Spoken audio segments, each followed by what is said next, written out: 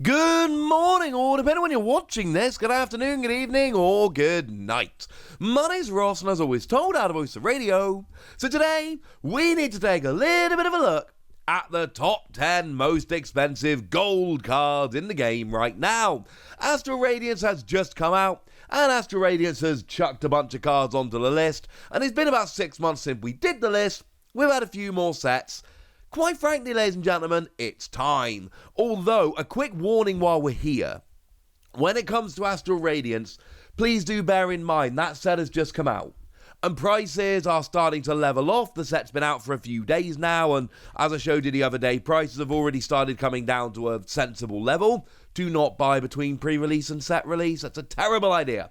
But we are now starting to see them level, but do bear in mind they still might be a little bit higher than they should be. So keep that in mind as we go through. So, we got some honourable mentions first, and we've got basically a bunch of $20 cards, including a couple of stadiums from Astral Radiance, that being Temple of Sinnoh and Path to the Peak. Now, there's actually 3 gold stadiums in Astral Radiance, all drawn by Kato, the other one's Jubilee Village, and basically these are the playable ones. Path to the Peak we've had for ages, turns off abilities of Pokemon for Rulebox. And then we've got Temple of Sinnoh, which basically wrecks special energy, turns it into one colourless energy. Good playable gold stadiums. I do expect these to drop a little more. Similarly, Choice Belt is sitting around about a $20 card at the moment, also from Astral Radiance. It's that tool that lets us do an extra 30 damage to Pokemon V. It's really good. It's seen a bunch of play. This is the fancy rare gold version, so it shouldn't surprise anyone that this has made its way close to, but not quite on the list. We've also got a couple of the Galarian birds, Articuno and Zapdos. Not Moltres, we'll get to Moltres in a moment.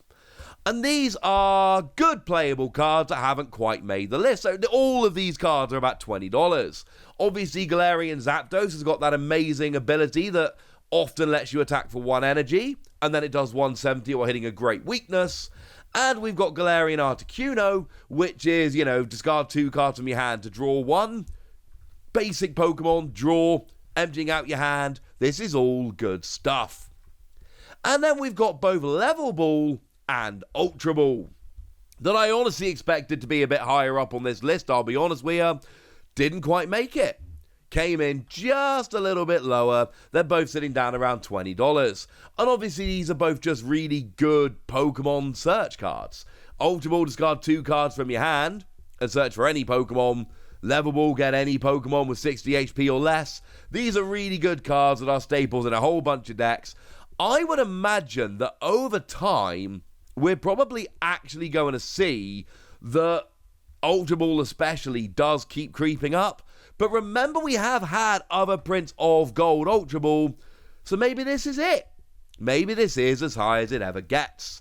So there are a whole bunch of $20 cards that came very close to making the list, but not quite. What did make the list? Well, in at number 10, we've got the Gold Double Turbo Energy, coming in at about $25. I've rounded all these to the nearest $5. I'm taking information from TCG Player and eBay and a couple of other places. Obviously, that means that some are going to look like they're tied. Please bear in mind, if they are tied, I will be ordering them according to the average price. So even if it looks like they're tied, they're not quite. I've just rounded them to the nearest $5. So, Double Turbo Energy, it's Double Turbo Energy. It's a really good card that sees a huge amount of play in a huge range of decks because it's 2 colourless energy. And that is absolutely brilliant, and that makes a whole bunch of cards just way, way better. It really is as simple as that. Is it really going to stay higher than stuff like Level Ball? I don't know, but for now it's holding on. Now, in at number 9, it's a little bit weird. We've got Water Energy and Darkness Energy.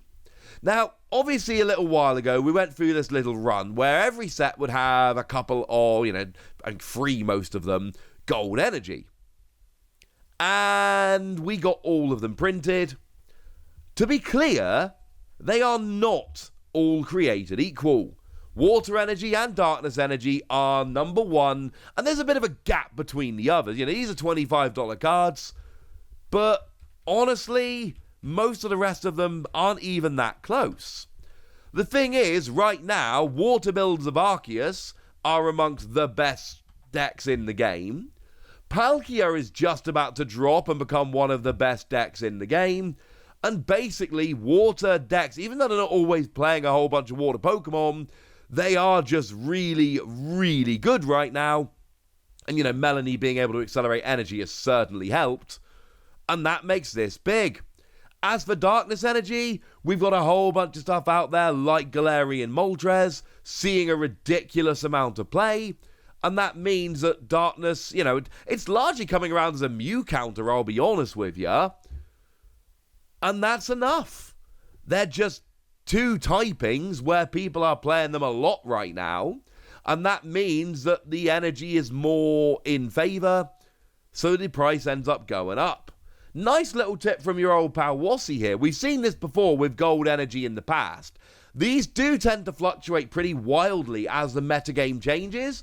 So, maybe, and I'm not telling you to, I'm just thinking out loud, maybe there are some cheap kinds of gold energy which might be worth picking up now while they're cheap, because sooner or later, pretty much every kind of energy ends up being good at some point. Might be an idea for a bargain. Just putting that one out there.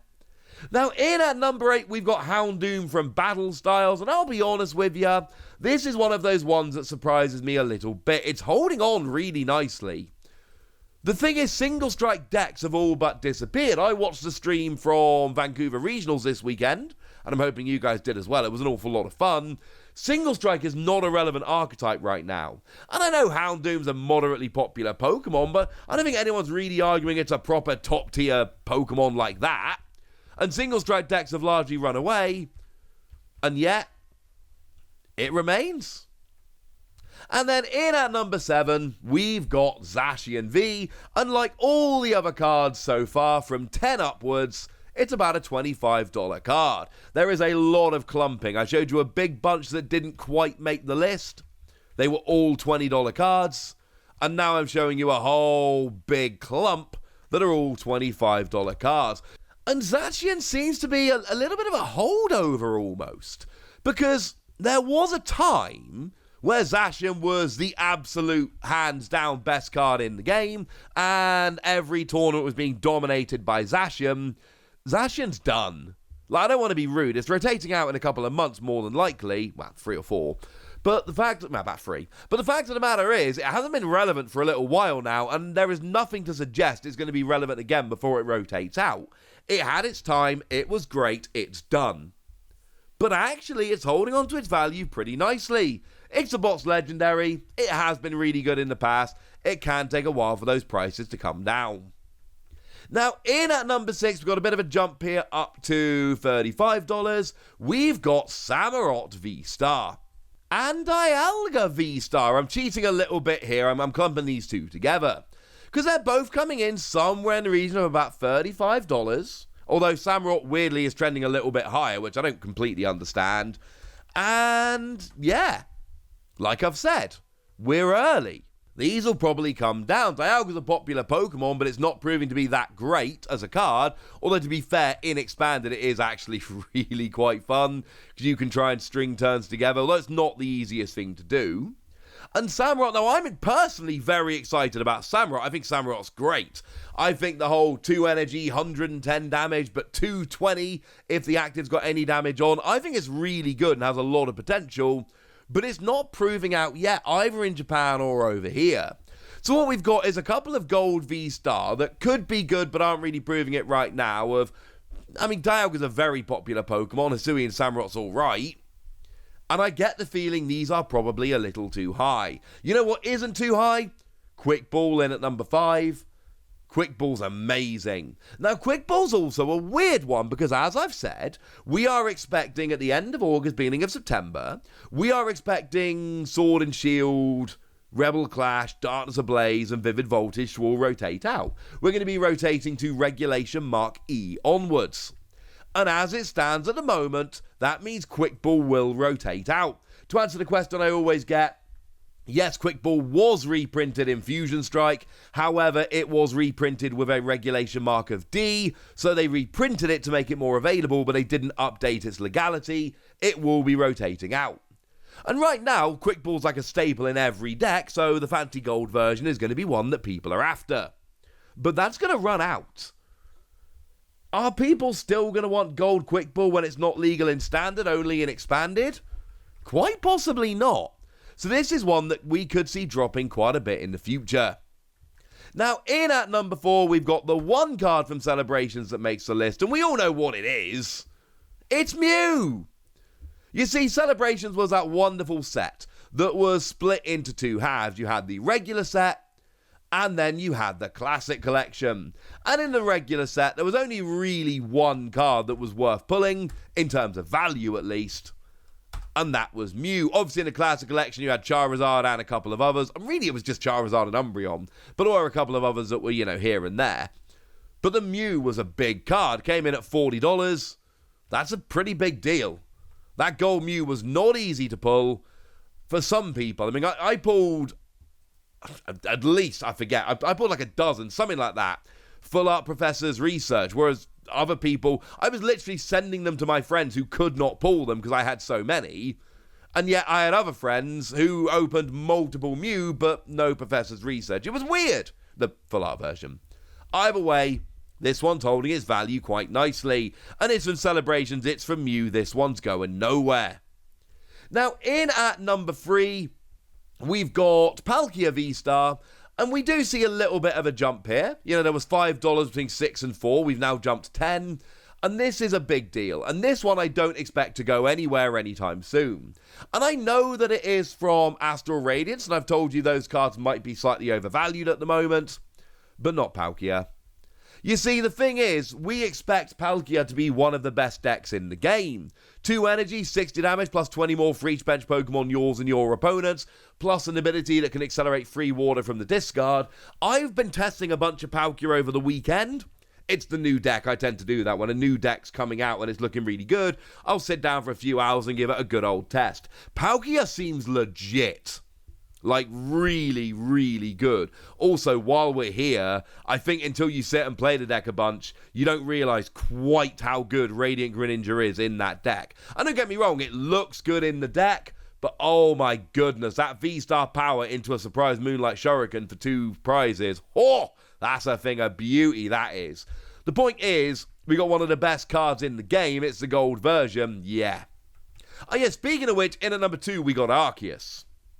Now, I will say, at the moment, they're both trending at about $50 cards. Arceus should end up higher. And don't get me wrong, I'm not saying Palkia isn't good. I've just told you how great Palkia is, and Palkia's great. But it's not Arceus. You see, Palkia's good in and of itself, but Arceus is good with everything. We just saw it make top 4 with Gyarados V Max in Vancouver. That was weird. So yeah, Arceus is a more adaptable card, it's a better card. We should see Arceus being better in the long run. Right now, they're about $50 cards, but I put Arceus number 2 because it is generally a little bit higher. And in at number 1, by an absolute mile, it's Snorlax. And this hasn't changed. Last time I did the list, Snorlax was number 1 by a mile. I still don't really get this. Now, don't get me wrong, Snorlax is a decent card. It's actually seeing more play than when we last did this list. Gourmandize is a really nice ability. Draws, you got 7 cards in your hand, end your turn. Great for turn 1 or for setup decks. It's really good. And Snorlax is a very popular Pokemon, one of the best Gen 1 Pokemon, I get it. And it did come in Chilling Reign, which is missing some of the other really high-level cards, so it's kind of taken that spot. But should Snorlax really be 60% higher than something along the lines of Arceus or Palkia? I don't think so, honestly. But numbers don't lie. And right now, if you want to go and pick up these gold cards, you'll get Arceus or Palkia cheaper than you'll get this one. For now, ladies and gentlemen, I want to know what you think about this. I want to know which of these cards you pulled. I want to know which of these cards you won. I want to know which of these gold cards you think are the best. So let me know in the comment section, would you? Go nuts! Be nice! And then make sure you like this video, subscribe to this channel, follow me on Twitter at TheWasi, and Twitch for some live action at twitch.tv/TheWasi. patreon.com/PTCG Radio. If you want to support the channel, get some bonus podcasts and all that good stuff, head on over to patreon.com/PTCG Radio, where you can do exactly that. But by far the most important thing as always, look after yourselves till next time, would ya? Thank you very much for watching. My name's Ross, and you've been watching PTCG Radio.